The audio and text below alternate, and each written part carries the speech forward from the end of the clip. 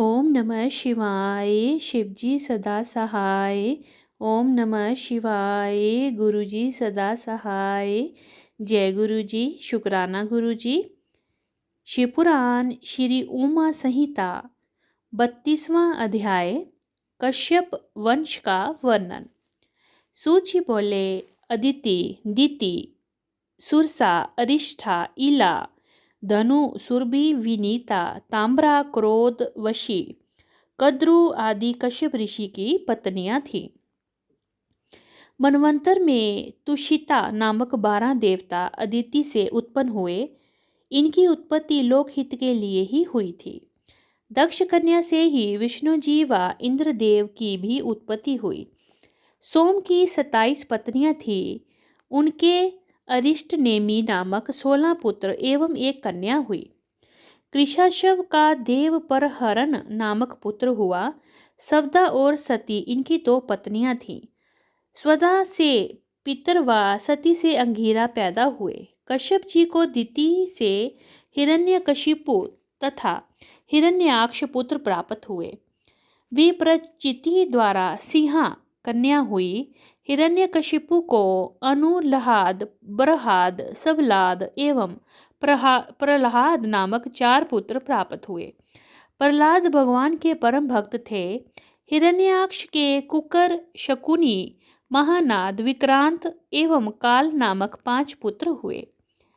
अयोमुख, शंबर, कपाल, वामन, वैश्वानर, पुलोमा, विद्रवन, माहिषिर, सवर, भानु, वृषर, पर्वा, विप्रचिति की प्रभा कन्याएं हुई।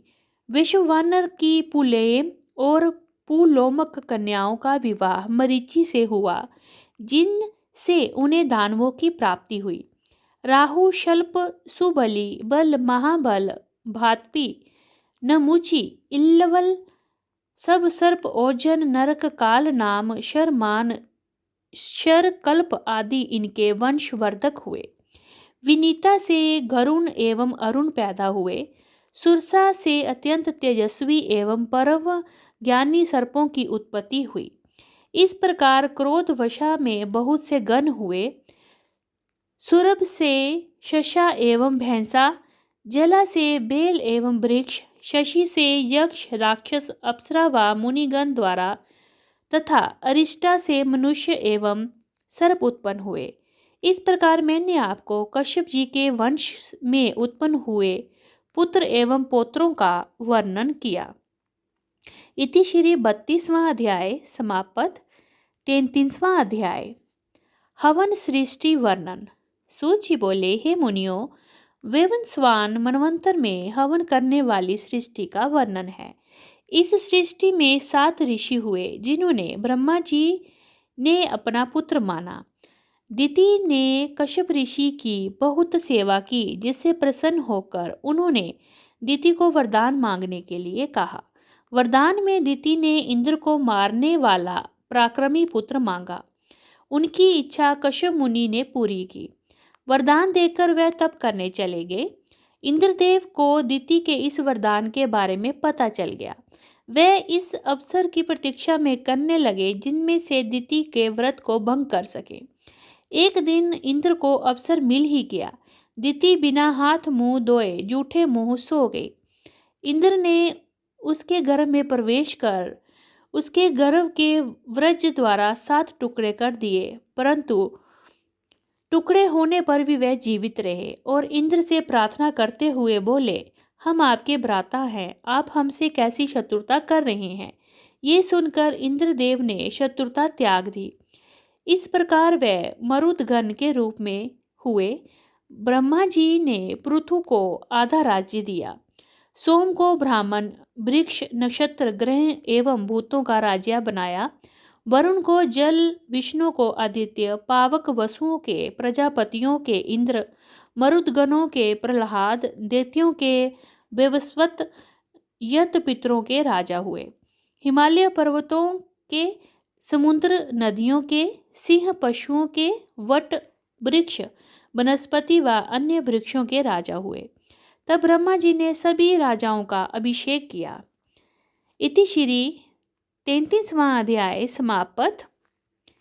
34वां अध्याय मनवंतरों की उत्पत्ति।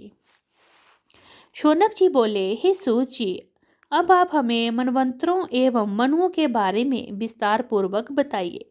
उनकी बात स्वीकारते हुए सूत जी बोले, हे मुनि जी, स्वयंभुव, स्वारोचिष, उत्तम, रेवत, चाक्षुष आदि 5 मनवंतरों का वर्णन मैंने आपको सुना दिया है।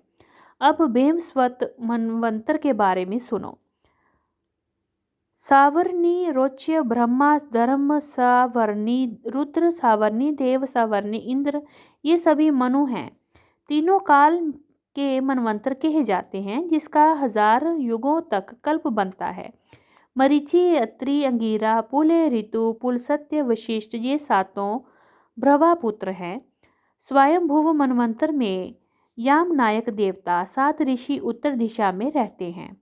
आग्निद्र, अग्नि, वायु, मेधातिथि, बस, ज्योतिष्मान, घृतमान, हव्य, पवन, शुभ, ये 10 स्वयंभुव मनुपुत्र हैं। इनमें यज्ञ नामक इंद्र कहे गए हैं। दूसरे मनवंतर में अर्जस्तमा, परस्तंभ, ऋषभ, वसुमान, ज्योतिष्मान, द्युतिमान एवं 7वें रोचिष्मान 7 ऋषि हैं। स्वरोचिष मनवंतर में रोचन, इंद्र तथा तुषिता नामक देवता कहे हैं।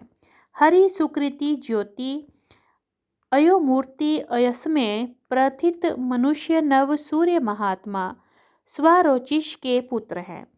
तीसरे मनवंतर में वशिष्ठ के 7 पुत्र एवं हिरण्य गर्भ के ऊर्जा तेजस्वी पुत्र ऋषि कहलाए। चौथे मनवंतर में गार्गय, पृथु, गंभ्या, जन्य, धाता और कपिनक आदि 7 ऋषि हैं। त्रिशिख इंद्र हैं। युतितोप, सोत, पलसत्य, शूल, तापन, तपो, रित, अक्कलश्यान, घनवी, खंगी, तामस मनुपुत्र 10 हैं। 5वें मनवंतर में देववायु, ये मुनि, वेदशिरा, हिरण्य रामा, पर्जन्य, अधर्ववायु एवं सत्व नेजादिक 7 ऋषि कहलाए। विभु नाम के इंद्र तथा रेवत मनु कहलाए। 6ठे मनवंतर में रुचि, प्रजापति के पुत्र, रोच्य, मनु, राम, व्यास, अत्रेय, वहर्षिति, वार्धवाज, अश्वत्थामा, शरद्वान, कृपाचार्य, केहिक वंशी, गाल्व, रुक, कश्यप आदि ऋषि और देवता कहलाए।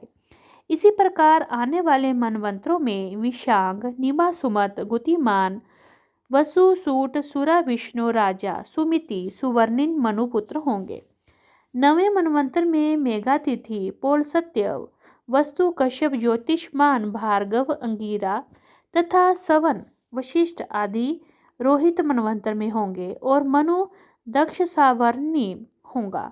इस प्रकार जब दूसरा मनवंतर आरंभ होगा तब हविष्मान, प्रकृति, अधोमुक्ति, अव्यय, प्रयाति, भाभार, अनेना ऋषि होंगे। द्विषमंत नामक देवता होंगे। तृतीय मनवंतर में 11वां मनु होगा। उसमें हविष्मान व पुष्पमान, विशिष्ट, अनय, चारु, निखर, तेजस, अग्नि, ब्रह्मा जी के वगृत कहलाएंगे। द्युति, सुताया, अंगिरा, पोलसत्य, पुलह, भार्गव 7 ऋषि एवं ब्रह्मा के 5 मानस पुत्र देवता होंगे। इस मनवंतर में दिवसपति इंद्र होंगे। 14वां सत्य मनु मनवंतर होगा। इसमें आग्निंद्र, अति, ब्रह्म, मागध, शुक्ति, जुक्ति, अजित, पुलह नामक 7 ऋषि, दाशुक देवता एवं शुचि इंद्र होगा। 14वें मनवंतर में 5 देवता होंगे। तरंग, भीरु, दुग्ध, अनुग्र, अतिमानी, प्रवीण, विष्णु, सकंद्रधन मनु के पुत्र होंगे। इस प्रकार मैंने आपसे भूत भविष्य काल के पहले कल्प के सभी मनुओं का वर्णन किया। मनु अपने धर्म और तप के प्रभाव से सहस्रों युगों तक प्रजा का पालन करते हुए ब्रह्मलोक को जाते हैं। 14 मनवंतर अर्थात 71 युगों तक स्थिर रहकर सृष्टि का पुनः आरंभ होता है। 100,000 वर्ष पूरे होने पर एक कल्प पूरा माना जाता है। इति श्री 34वां अध्याय समाप्त। ओम नमः शिवाय। शिवजी सदा सहाय। ओम नमः शिवाय। गुरुजी सदा सहाय। जय गुरुजी। अनंतम अनंतम शुक्राना गुरुजी।